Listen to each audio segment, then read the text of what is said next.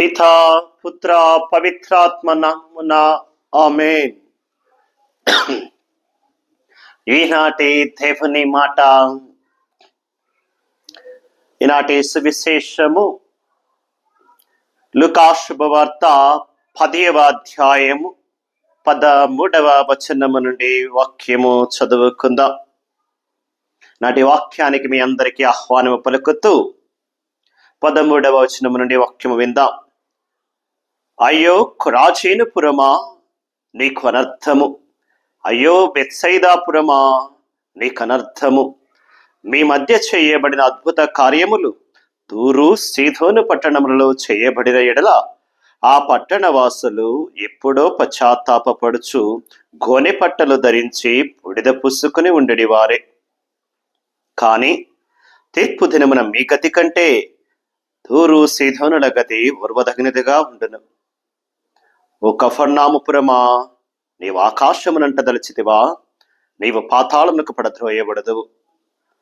మీ మాట ఆలకించువాడు నా మాటలను ఆలకించును, మేము నిరాకరించువాడు నన్నును నిరాకరించును, నన్ను నిరాకరించువాడు నన్ను పంపిన వారిని నిరాకరించును అని పలికెను.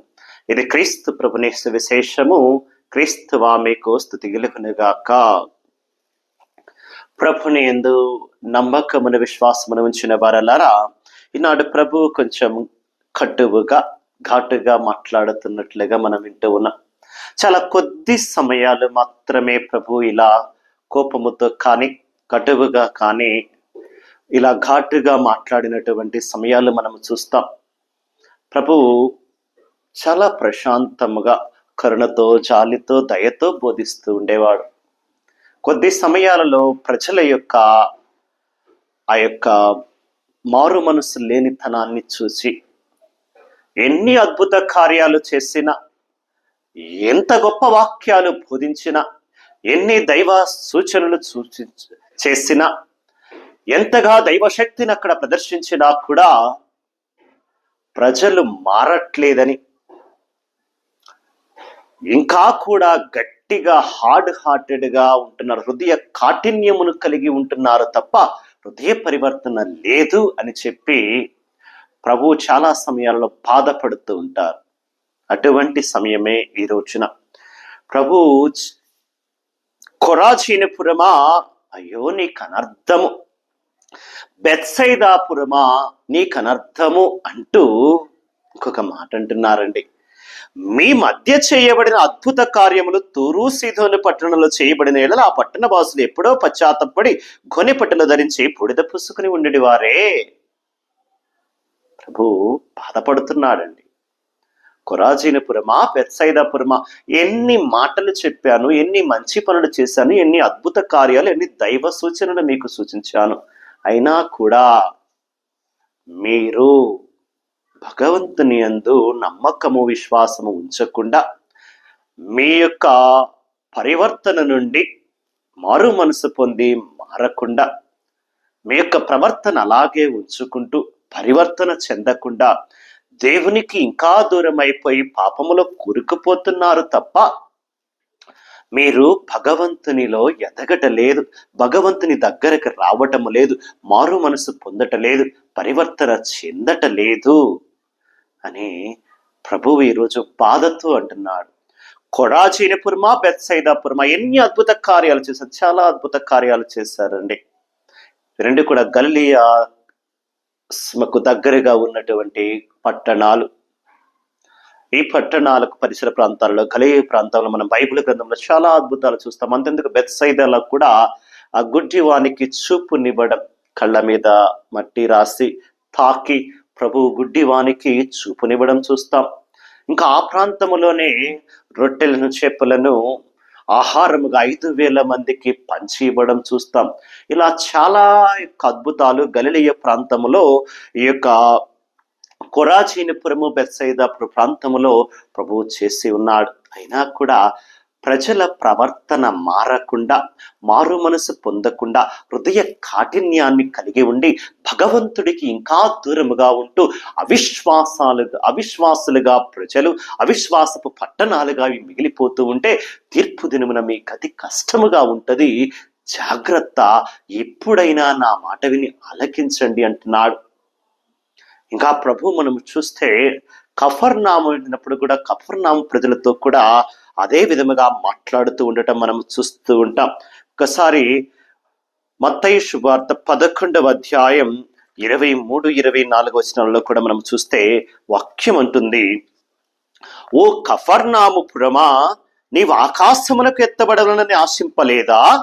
నీవు పాతాళమునకు పడద్రోయబడెదవు.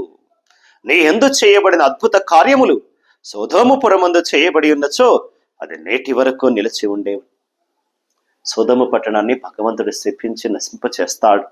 వారి యొక్క హృదయ కాఠిన్యాన్ని బట్టి, వారి యొక్క పాపపు స్థితిని బట్టి.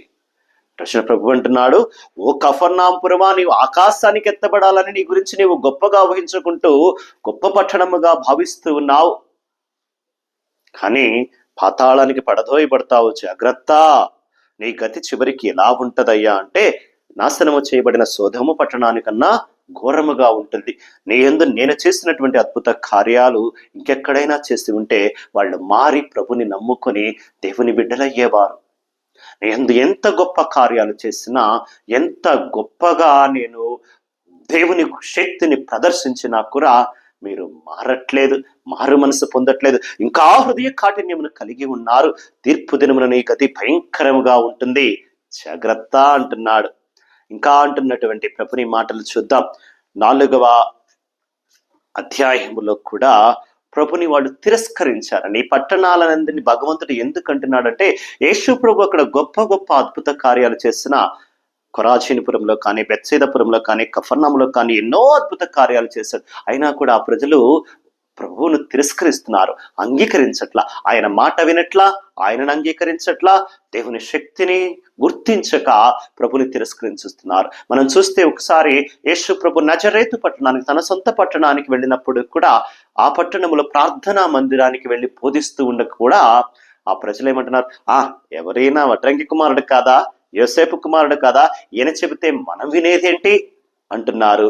ఇంకా అంటూ ఉంది లూకా సువార్త 4వ అధ్యాయం 28 వచనములో చూస్తే, ప్రార్థనా మందిరములోని ప్రజలు అందరూ యేసు మాటలను విని మండిపడి లేచి యేసును నగరము వెలుపలను నెట్టుకొని పోయి తమ నగరము నిర్మింపబడిన పర్వతాగ్రమునకు తీసుకుని వెళ్ళి అచట నుండి తలక్రిందలుగా పడద్రోయాలి అని నిర్ణయించుకున్నారట. తన సొంత పట్టణానికి నజరేతులో ఎన్ని అద్భుత కార్యాలు చేశాడండి ప్రభు, ఎన్ని అద్భుతాలు మనం చూస్తూ ఉన్నాం. ఎంతగా దేవుని శక్తిని ప్రదర్శించాడు. దేవాలయంలోనికి వెళ్ళి ప్రార్థనా మందిరంలో బోధిస్తూ ఉంటే ఆ మాటలు వాళ్ళకి కటువుగా ఉన్నాయి. నిజాలు మాట్లాడితే ఎవరికి నచ్చదు కదా, సత్యం మాట్లాడితే ఎవరికి నచ్చదు కదా, మనసు కష్టముగా ఉంటుంది, బాధగా ఉంటుంది కదా. శుతిమెత్తంగా మంచిగా ఆహా ఓహో నువ్వు గొప్పవాడి, నువ్వు గొప్పదానివి అని అంటే ప్రజలకు నచ్చుతావు. నువ్వు చేసేది తప్పు, నువ్వు వెళ్ళే దారి తప్పు, మార్చుకో అని చెబితే ఎవరికి నచ్చదు. ప్రభు అలా మాట్లాడుతున్నప్పుడు వాళ్ళకి నచ్చక, ఈయన చెబితే మనమేదేంటి, ఈయన వడ్రంగి కుమారుడు కాదా, యోసేపు కుమారుడు కదా, మన మధ్య ఉన్నవాడు కాదా, మన మధ్య పెరిగిన వాడు కాదా అంటూ నిరాకరించి ఆయనను పర్వతము నుండి క్రిందకు నెట్టి చంపేయాలని చెప్పి వాళ్ళు ప్రణాళిక రచిస్తూ దేవాలయం నుండి బయటకు నెట్టుకుని వెళ్ళారట. ప్రభు ఎంత బాధపడి ఉంటాడు. మంచి చేస్తున్నందుకు ప్రభుని వాళ్ళు నిరాకరించడం, తిరస్కరించడమే కాకుండా చంపాలని కూడా ప్రణాళికలు చేస్తూ ఉన్నారు. అందుకే ప్రభువుకి కోపం. ఒకటి, ఆయనను అంగీకరించట్లేదని, 2, అన్ని సూచనలు, అన్ని అద్భుత కార్యాలు చేసినా కూడా భగవంతుని ఇంకా తెలుసుకోలేక, భగవంతుని శక్తిని మహిమపరచలేకుండా ఉన్నారే, ఇంత కఠినముగా, ఇంత హృదయ కాఠిన్యముతో ఉన్నారే అంటూ ప్రభు చాలా చక్కగా వాళ్ళని ఈరోజు హెచ్చరిస్తూ ఉన్నాడు. ఇదే మాట మనం చూస్తూ ఉంటాం. లూకా సువార్త 13వ అధ్యాయంలో కూడా ప్రభువు యెరూషలేము పట్టణమును వెళ్ళినప్పుడు యెరూషలేములో కూడా వాళ్ళని హెచ్చరిస్తూ ఉన్నాడు. చూడండి ఒకసారి 13వ అధ్యాయం, లూకా శుభవార్త 13వ అధ్యాయం 34వ వచన వాక్యం చూస్తే, ఓ యెరూషలేమా, నీవు ప్రవక్తలను చంపి దేవుడు పంపిన ప్రతినిధులపై రాళ్ళురువుచున్నావు. కోడి రెక్కలను చాపి తన పిల్లలను కాపాడుకున్నట్లు నేను ఎన్ని పర్యాయాలు నీ బిడ్డలను చేరదీయగలుచునను నీవు నన్ను అంగీకరింపకపోయితివి. కోడి తన బిడ్డలను తన చెంతన చేర్చుకుని కాపాడుకున్నట్లుగా నేను నీ ప్రజలను అనేక సార్లు కాపాడాలని చెంతకు తీర్చి కోడి తన రెక్కల కింద దాచుకున్నట్లుగా మేము నా హస్తాల కింద ఎన్నిసార్లు దాచుకున్నా, ఎన్నిసార్లు కాపాడా, ఎన్ని గొప్ప అద్భుత సూచనలు కార్యాలు చేశా, అయినా మీరు నన్ను అంగీకరించట్లేదు. ఓ యెరూషలేము పురమా, నన్ను చంపడానికి ప్రయత్నం చేస్తున్నారు కదా అంటూ ప్రభు బాధపడుతూ ఈ రోజున హెచ్చరిస్తున్నాడండి. కొరాజీనుపురమా, బెత్సైదాపురమా జాగ్రత్త, కఫర్నామా జాగ్రత్త, నజరేత జాగ్రత్త, యెరూషలేమా జాగ్రత్త. మీ యందు నేను బోధించిన బోధనలు, లేకపోతే మీ యందు నేను చేసిన అద్భుత కార్యాలు, నేను చూపించినటువంటి భగవంతుని శక్తి ఇంకెక్కడైనా చూపిస్తే వాళ్ళు మారు మనసు పొంది పశ్చాత్తాపడి గొనె పట్టాలు ధరించి ఎప్పుడో హృదయ పరివర్తన చెంది భగవంతుని చెంతకు వచ్చేవాళ్ళు. కానీ మీరు మీ హృదయ కాఠిన్యాన్ని బట్టి మీలో మార్పు లేదు, మీరు మారట్లేదు, ప్రభుని తెలుసుకోవట్లేదు, పశ్చాత్తాపడట్లేదు. కాబట్టి జాగ్రత్త, తీర్పు దినమున మీ గతి భయంకరంగా ఉంటుంది, జాగ్రత్త. ఇప్పటికైనా కూడా ప్రభు అంటున్నాడు 16వ వచనములో, లూకాసు వార్త 10వ అధ్యాయంలో 16వ వచనములో అంటున్నాడు, నా మాటలను ఆలకింపుడు, నన్ను నిరాకరించువాడు నన్ను పంపిన వారిని నిరాకరించును. నన్ను పంపిన వారిని, మీరు నన్ను అంగీకరిస్తే నన్ను పంపినటువంటి భగవంతుడిని, నా తండ్రి దేవుడిని అంగీకరించు. నన్ను నిరాకరించి తృణీకరిస్తే భగవంతుడిని తృణీకరించినట్లే. లూకాసు వార్త 13వ అధ్యాయం 5వ వచనంలో కూడా ప్రభు అంటాడు, హృదయ పరివర్తనం చెందనిచో మీరు అందరూ అట్లే నశించిపోవుదురు. అంటే అర్థం, ఇప్పటికైనా మారండి, మారు మనసు పొందండి, హృదయ పరివర్తన చెందండి, ప్రభునిలో ఎదగండి, ప్రభునికి దగ్గరగా రండి, ప్రభు మెచ్చే పనులు చేయండి, ప్రభుని రాజ్యం చేరటానికి కావలసిన మంచి జీవితము జీవించండి, ప్రభుని ప్రేమను పొందుకోండి, ఆ ప్రేమను 10 మందికి పంచండి, మంచి జీవితము జీవించండి, యేసయ్య మెచ్చే జీవితము జీవించండి అని ప్రభు ఈరోజు మనకు మరి ఒకసారి హెచ్చరిస్తున్నారు.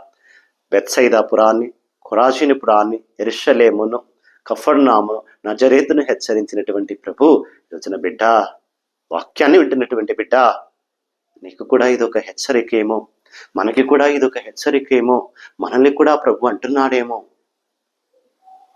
తీర్పు దినమున నీ గతి ఘోరముగా ఉంటుంది. ఇప్పటికైనా నీవు నా మాటలు ఆలకించి నన్ను అంగీకరించి నా బోధనల చెప్పున మంచి జీవితము జీవించకపోతే తీర్పు దినమున నీ గతి ఘోరముగా ఉంటుందేమో బిడ్డ, జాగ్రత్త అంటున్నాడు, హెచ్చరిస్తున్నాడు. ఇప్పటికైనా ప్రభువునికి దూరముగా ఉన్నటువంటి వారు, ఇంకా ఎవరైనా వాక్యానికి, ఆలయానికి, విశ్వాసానికి దూరముగా ఉండి అవిశ్వాసపు బిడ్డలుగా బ్రతుకుతున్నటువంటి వాళ్ళు, భగవంతునికి దూరముగా బ్రతుకుతున్నటువంటి వాళ్ళు ఇంకా ఎవరైనా ఉంటే, మనలో ఇంకా ఎవరైనా, ఏ కుటుంబమైనా ఇంకా అలా ఉంటే మారదాం, మార్పు చెందుదాం, ప్రభుని హెచ్చరికను తీసుకుందాం. ప్రభు మనల్ని హెచ్చరించినట్లుగా, ప్రభు మనతో మాట్లాడుతున్నట్టుగా పరివర్తన చెంది తన చెంతకు రమ్మంటున్నాడు. మారి ప్రభుని చెంతకు వద్దాం. మనం మాట్లాడే మాటలు తప్పైతే మాటలు మార్చుకుందాం, వెళ్ళే దారి తప్పైతే దారి మార్చుకుందాం, మన ప్రవర్తనే తప్పైతే ప్రవర్తన మార్చుకుందాం, వాక్యములు ఎదుగుదాం, విశ్వాసములు బలపడదాం, ప్రార్థనలో మరింత బలపడుతూ మనము మన కుటుంబాలు రక్షించబడాలని, లేకపోతే తీర్పు దినం అనేది ఒకటి ఉన్నది అని ప్రభు హెచ్చరిస్తున్నారు కనుక ప్రభుని మాటలు నమ్మి విశ్వాసముతో మనము మన కుటుంబాలు యేసయ్య నీడలో, యేసయ్య రెక్కల చాటున బ్రతుకుతూ ఆయన రక్షణను పొందుకోవటానికి ప్రయత్నము చేద్దాం. అందుకు కావలసిన దయను, అనుగ్రహాలను దయచేయమని ప్రభుని ప్రార్థించుకుందాం. సర్వశక్తి మంత్రుని నీతిమంతుడైన సర్వేశ్వర, నీకే స్తుతులు, స్తోత్రములు. పరిశుద్ధుడైనటువంటి ప్రభువా, ఈ రోజును బట్టి నీకు వందనాలు తెలియచేస్తూ ఈ ప్రత్యేకమైనటువంటి వాక్యాన్ని మాకు అందిస్తూ మా మీద కలిగినటువంటి ప్రేమతో మరొకసారి మమ్ము హెచ్చరిస్తూ జాగరూకతతో ఉండండి, మంచిగా ఉండండి, దేవుని బిడ్డలుగా బ్రతకండి, దేవుని యొక్క వాక్యములో ఎదగండి అంటున్నటువంటి నీ మాటలు నమ్మి మేము విశ్వసించి విశ్వాసపు బిడ్డలుగా జీవించలాగన మా అమ్మ, మా బిడ్డ, మా కుటుంబాలను కాపాడమని, అయ్యా ఇంకా మాలో ఎవరమైనా నీకు, నీ వాక్యానికి, నీ ఆలయానికి, దైవ ప్రేమకు దూరముగా జీవిస్తున్నటువంటి వాళ్ళముంటే, అవిశ్వాసులుగా బ్రతుకుతున్నటువంటి వాళ్ళముంటే మా విశ్వాసాన్ని పెంచండి, ప్రార్థనా శక్తిని బలపరచండి. మేము మరింతగా నీ చెంతకు వస్తూ మారి నీ సన్నిధిలో మరింతగా యేసయ్య బిడ్డలుగా మేము బ్రతికేలాగున మమ్ము, మా బిడ్డలను, మా కుటుంబాలను కాచి కాపాడి నీ ఆత్మశక్తితో నింపమని యేసు ప్రభుని పరిశుద్ధ నామమున అడిగి వేడుకొనుచున్నాము తండ్రి. ఆమేన్. సర్వాశక్తి గల సర్వేశ్వరుడు పితా, పుత్ర, పవిత్రాత్మ మేము మీ బిడ్డలను, మీ కుటుంబాలను భగవంతుడు ఆశీర్వదించి దీవించి కాచి కాపాడుదురు గాక. God bless you all.